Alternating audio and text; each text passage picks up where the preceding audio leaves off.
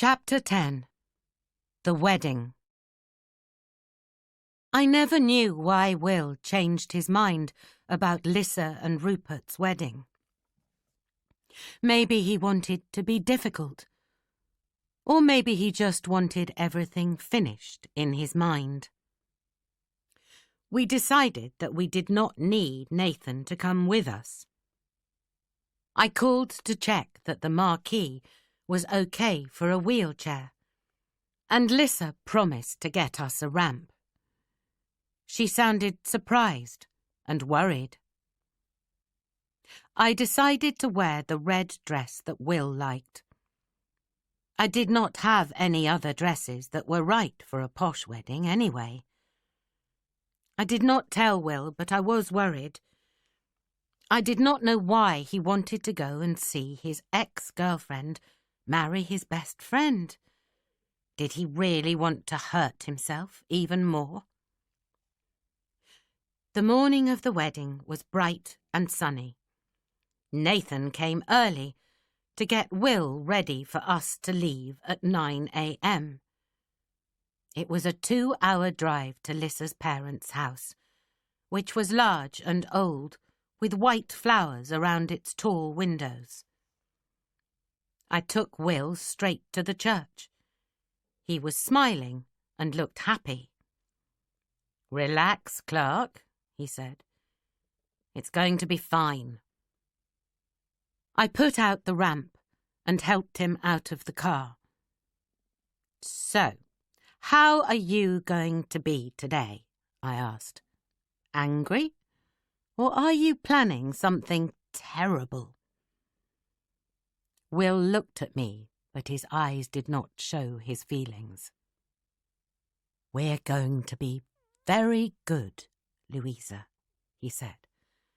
And then he smiled again. The wedding went well.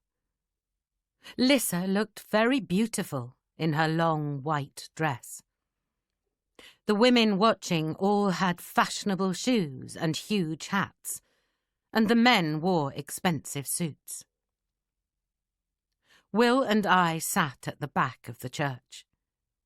He looked up quickly when Lissa walked past, but I did not know what he was feeling. Then suddenly the wedding was finished, and Will was driving himself out of the church. "Are you okay?" I called, running behind him. "I'm fine," he said. "Come on, let's get a drink."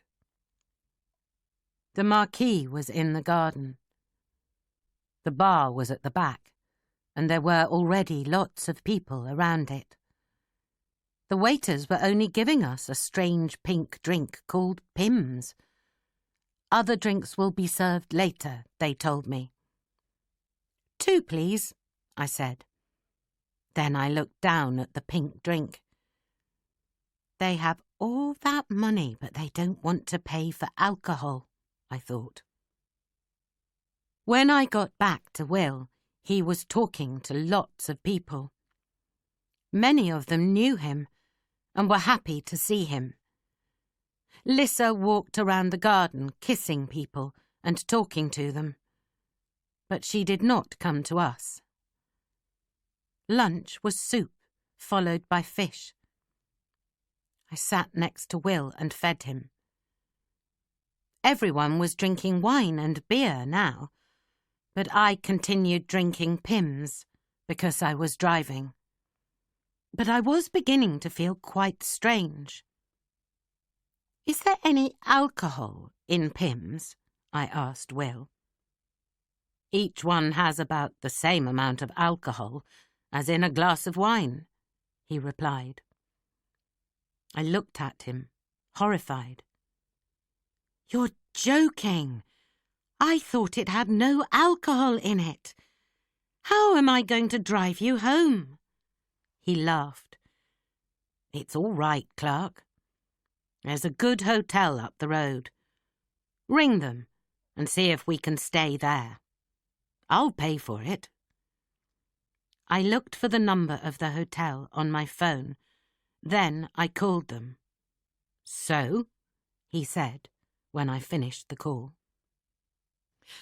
Yes, the hotel has got rooms, and there's no problem about the wheelchair, I replied, so we can stay there. That's good, he said. Now, please drink. It will make me very happy to see you get drunk when Lissa's father is paying for the drinks.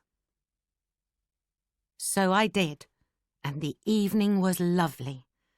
The lights were turned down, and I could smell flowers on the evening air. There was music and dancing, and suddenly everyone on our table was relaxed and laughing. "Don't you want to dance, Louisa?" asked a nice woman called Mary, who was sitting on the other side of Will. She knew him well, and it was good to see them talking and laughing together. "Please, no," I replied. A little later, Lissa came to our table. "Thank you for coming, Will," she said, and she kissed him on the cheek. Then she looked quickly at me. "Thank you for the invitation," Will replied. "You look lovely, Lissa. It's been a great day." And then, at 10 p.m., the slow dances started. We watched Lissa and Rupert move around the dance floor. When the dance finished, more people joined them. I turned to Will.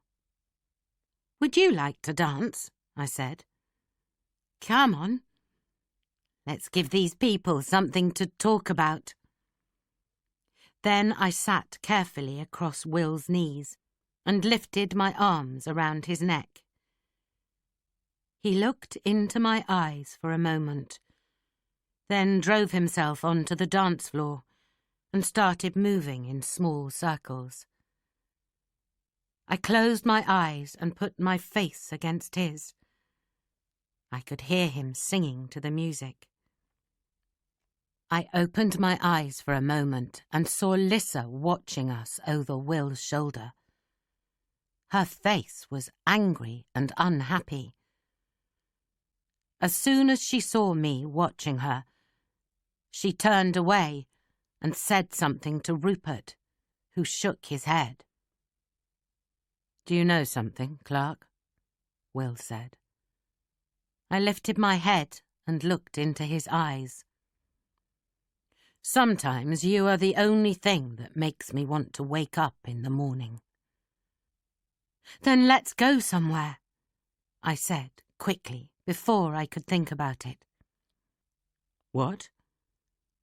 "Let's have a week together, somewhere where we can have fun," I continued. "Just you and me. Please say yes." His eyes did not leave mine. "Okay," he said, finally.